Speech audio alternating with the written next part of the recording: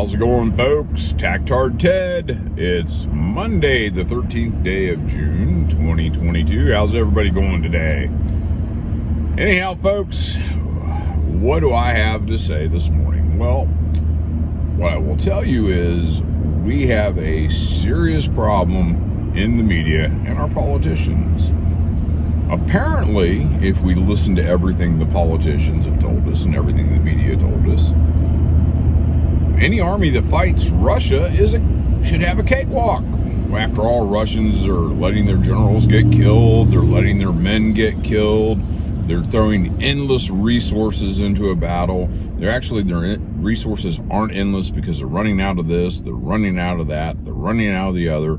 The small, weak, pathetic Ukrainian army is beating them, which really the Ukrainian army is not small, weak, and pathetic. And they've had tons of money dumped on them over the last 8 years, but let's not even think about that. We're developing a course where we're allowing the media and the politicians to underestimate strengths of other countries. Now, having studied the Cold War, having lived through the Cold War, and having traveled to parts of the former Soviet Union after the Cold War, I will tell you, we seriously overestimated the Soviet army. We really did. We overestimated the Soviet army.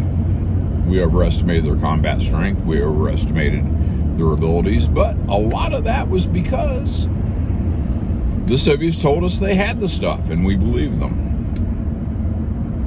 And after traveling and seeing their equipment, seeing what they had as a country, seeing the poor conditions of a lot of their areas, I understood that what we thought they had, they did not have. And there were those years after the Cold War where Russia struggled, and we did absolutely nothing to help the struggle in Russia. In fact, we did everything we could to extract a pound of flesh for having been their adversary during the Cold War. We did everything we could to make them feel the pain, and we did.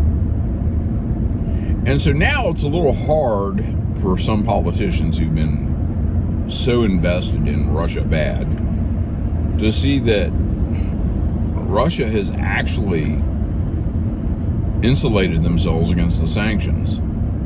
Putin's only had 8 years to plan for this. He's only had 8 years. In 2014, we tipped our hat of how we were going to deal with Russia in the future. We were going to sanction the shit out of them. We were going to make them feel pain in international commerce. We were going to make them feel pain in buying food. Poland, there was a big flap years ago that Poland wouldn't trade meat and stuff like that with Russia. Well, what happened? The Russians looked at that and they decided that possibly the best thing they could do is to find new trading partners and become self-sufficient. Yep, self-sufficient in agriculture. Russian dairy industry has made leaps and bounds. Their meat industry has made leaps and bounds. And they found new trading partners who are hungry for Russian energy and Russian products. And China, like everybody else, China is one of the largest trading partners they have. And the Chinese are digging all the ability of Russian oil that they have right now. So China's getting a little bigger, and Russia is probably not nearly as bad off as we are. But the sanctions are hitting somebody. They're hitting me and you directly in the pocket.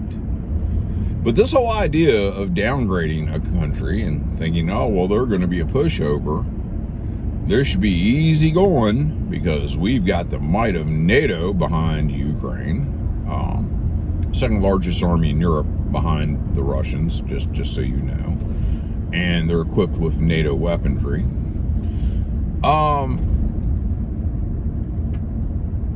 It ought to make you think. The press is lying to something, lying something about, I'll get the words out in a second.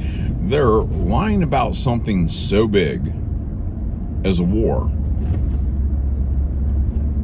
And they're just acting like it's nothing. Oh, well, these folks, they really just don't have the capability. They don't have the manpower. They don't have this. They don't have that. And they're being proved wrong.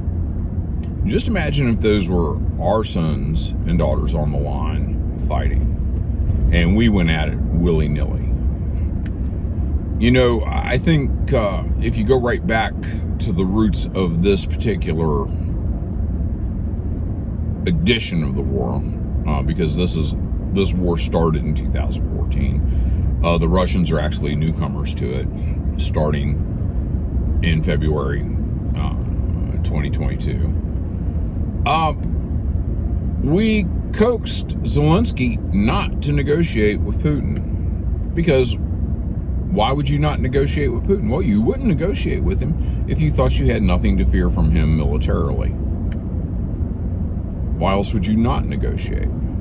You know, we talk about being peaceful, and we talk about being peace-loving people, and I'm kind of partial to it, but I'm not afraid to pick up a rifle or sign my name on a dotted line. I'm not afraid of anything. I've served. I'd serve again if I felt my country was threatened. I'd be that old dude, you know. Of course, they'd probably say, they'd take one look at me and say, hey, old man, go home and tend your garden or do whatever it is you want to do. I have no illusions about that. But what I'm trying to say is I'm not a peacenik. I'm not somebody who is anti-war. I believe in war. I believe war is sometimes necessary for the security of the state. What I don't believe is that if you have a chance to avoid war with reasonable terms, you should seek out diplomacy. Vladimir Putin sought diplomacy. Zelensky had no need for it. And he had no need for it because he had Joe Biden whispering in his ear and stuffing cash in his pockets the whole time. And that we financed that situation. We helped this situation occur. And we're just basically sitting back and watching the Ukrainians get destroyed piecemeal because we thought it was worth it. What do those Ukrainians matter to us? Nah, those Ukrainians don't matter anything to us. You know, the government wants you to feel empathy for Ukraine. The empathy, they like seeing the Ukrainian flags on everybody's profile. All the people who can't find Ukraine on a map. All the people who can't tell you what country the Ukraine was part of 40 years ago.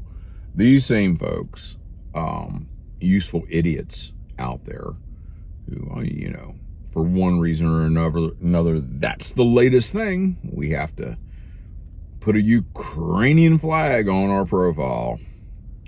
These are the same folks that wanted you to get vaccinated. I got my vaccination. And before that, it was Black Lives Matter. These people are useful idiots, man. Jump on whatever cause. Show empathy on Facebook. Facebook, honestly, you can't say what you think, but it's a great place to virtue signal.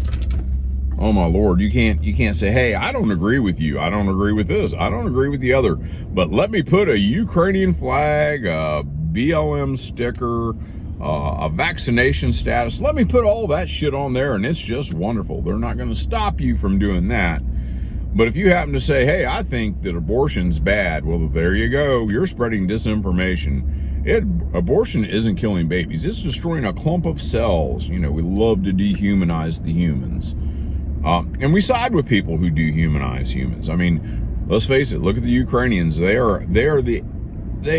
as a nation are so xenophobic, they can't help themselves, many of those folks. You know what they used to call the Russians, they still call them Moscows. And the Russians called the Ukrainians holes. And I really don't even have the exact translation of what that is. It's slang and I don't. Now, what do the Ukrainians call the Russians? They call them orcs. They don't refer to them as Russians. And the Russians are referring to the Ukrainians as Ukrainians. Apparently, you remember the orcs from Lord of the Rings. You know, they're not human. And that's the whole part of this dehumanizing thing. Just the same way that the Ukrainians dehumanized Russians, and they dehumanized Russians who live within the borders of their country, who were Ukrainian citizens, but they happen to be ethnically Russian. All the left here loves to dehumanize the human offspring. And, I can show their stupidity. Basically you're telling me a human fetus is a clump of cells. Much the same as an egg. And that it's not viable. That clump of cells is not viable. Okay, fine. Then go over find an American bald eagle and crack the eggs in the nest and see if you don't get a fine, and see if Mr. Liberal Man doesn't have a shit fit over it. Because let's be honest, animal life to the wackos on the left is more important than human life. And that's another reason that we can underestimate our enemy. Soldiers aren't human beings to these people. They're tools. They're soldiers.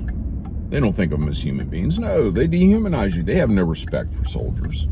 I learned that a long time ago. They don't mind living under your protection, but my word, they ain't got much use for you, especially if you're going to voice your First Amendment rights. They're fine with you protecting their constitutional rights, but buddy, you had better not voice your own opinion. You're just there to protect their rights. You have no right to any of the rights you're protecting for them. And that's one reason they don't have a problem with underestimating the enemy. They're not the ones that are going to fight them. Their sons and daughters aren't the ones who are going to fight them. No. It's you who are going to go fight them. And what started off as a 5-minute rant has now moved on to 12 minutes. So I will see you later. Bye.